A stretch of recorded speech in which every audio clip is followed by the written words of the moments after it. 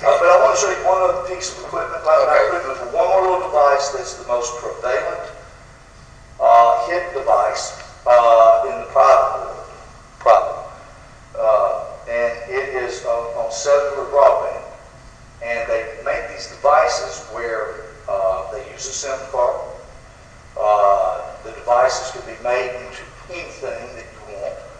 And some of these devices are voice activated so that they will, once these devices are placed into a room and there's somebody speaking, it will text the listening post on their cell phone, that audio, and then 5 seconds later it will then call that listening post.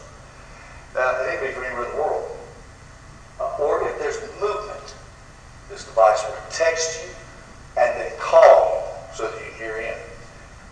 And these devices are extremely hard to find on sweep because they appear to be what we call a burst transmitter. You're watching this energy and boom, it's going, but you can't find a free air transmitter. It's very, very different unless it's transmitting.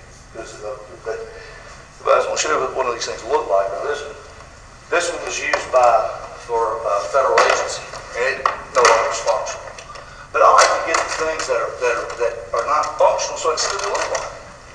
You know, I love to see what they look like. Because if you don't know what they look like, then you don't know what you're looking for. Oh, remember I was telling you about the pen? Let me show you this pen. That is an audio and video recorder, and it's fully functional pen. That's a dangerous pen. This is what we found. I even got this one on 3 box. And they gave it all the stuff to me too. This was a keychain. The doctor was but it was a digital mini audio recorder worked on the computer. Badge and phone. And that was found in mine, where you're going over everything. But just so you can see what one of these things looks like. That's what they look. That's what the common one looks. It's just a box. And this thing will call out. It'll text you. You call in. You never know. That's the most dangerous private industry hit. And these are available to the private people that they're going to be willing to go get a SIMS card, activate it, and actually use it. Which, you know, they won't go to federal prison, knock yourself out. But these are the things we have to find, and they are really, these people are really out there. They do it. But I want to thank you for letting me come today, and it's just an educational process. So thanks for letting me be here.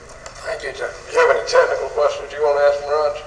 Not right at this time. I'll just, there's good uses for things like that too. I imagine if you had an unoccupied house and you were going to be gone, like you said you never left home without one of those. It's running. It is amazing about the things that can be used for a positive, that people out there, these people are wired differently that are going out to get your information and use it against you or for their benefit. They're not wired the same. They're just not. I mean, they're not. They think differently. They act differently. Their motives are different. They wake up in the morning different. They go to bed different.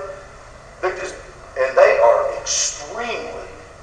I don't know if y'all ever. I've had the pleasure and the honor of being some of the more craftiest federal agents that their job is to do this type of stuff to protect us.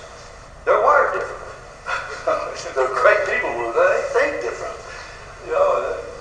Well, T.O., we appreciate you coming down. T.O. came all the way from Birmingham. That's what he said. Yeah. Oh, I've been wanting to talk to Ted Jennings and everybody else about this forever, but nobody will ever. But you're here today.